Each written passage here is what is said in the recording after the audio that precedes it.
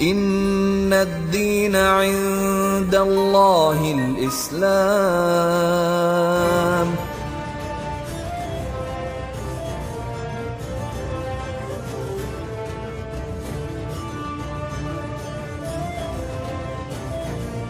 حضور صلی اللہ علیہ وسلم کی آمد کی بشارت۔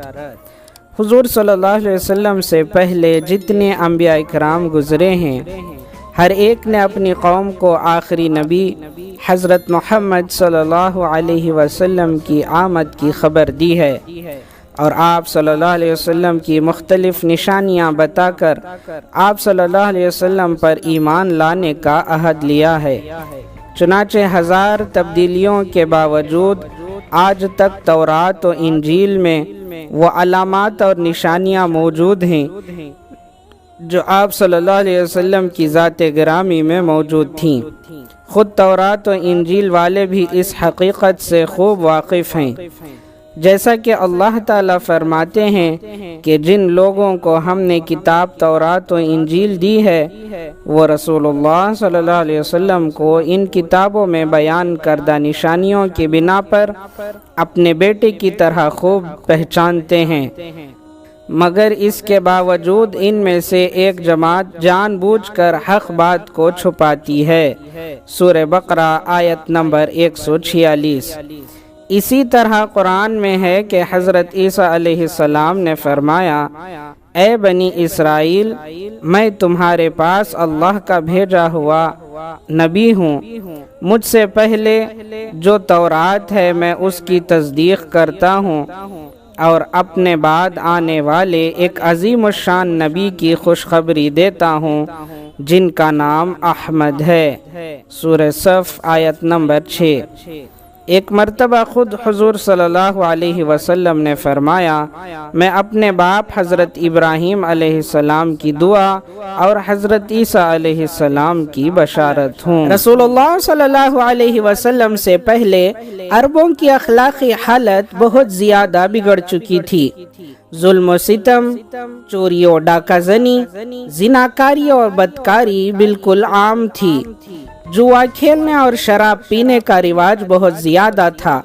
بے حیائی اور بے شرمی اس حد تک بڑھ گئی تھی کہ کھلے عام برائیاں کر کے اس پر فخر کیا جاتا تھا۔ معمولی باتوں پر لڑائیاں ہو جاتی اور پھر برسوں تک جاری رہتی تھی۔ سود کی نحوست میں پورا معاشرہ جکڑا ہوا تھا۔ عورتوں کے ساتھ انتہائی بے رحمانہ سلوک کیا جاتا تھا، انہیں میراث میں حصہ نہیں دیا جاتا تھا، اور لڑکیوں کی پیدائش کو اپنے لیے ذلت و رسوائی کا سبب سمجھ کر بعض قبیلے والے اپنے ہی ہاتھوں زندہ دفن کر دیا کرتے تھے۔ کمزوروں، یتیموں اور بے کسوں کے ساتھ بڑی ناانصافی برتی جاتی تھی اور ان کے حقوق کو پامال کیا جاتا تھا۔ اس طرح کی اور بھی بہت سی دوسری برائیاں ان میں رواج پاتی تھیں۔ 6 صدی عیسوی میں مذہبی اعتبار سے پوری دنیا کے لوگ بہت زیادہ کمزور تھے، جہالت عام تھی، دین کے صحیح مفہوم سے وہ لوگ ناواقف تھے، ہر طرف شرک و بت پرستی پھیلی ہوئی تھی۔ عرب کے ہر گھر میں الگ الگ بت رکھا ہوا تھا جس کی پوجا کی جاتی۔ کعبہ جیسی مقدس جگہ میں 360 بت جمع کر رکھے تھے۔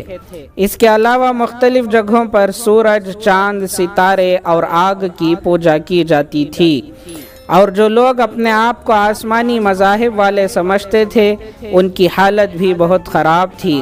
اللہ کی کتابوں کے احکام و قوانین کو بدل ڈالا تھا، اس کی اصلی شکل و صورت باقی نہیں رہی تھی، بلکہ اگر یہ ممکن ہوتا کہ ان مذاہب کی اصل بانی انبیاء کرام دوبارہ واپس آ کر ان کی حالت دیکھتے تو وہ ان کو نہیں پہچان سکتے تھے۔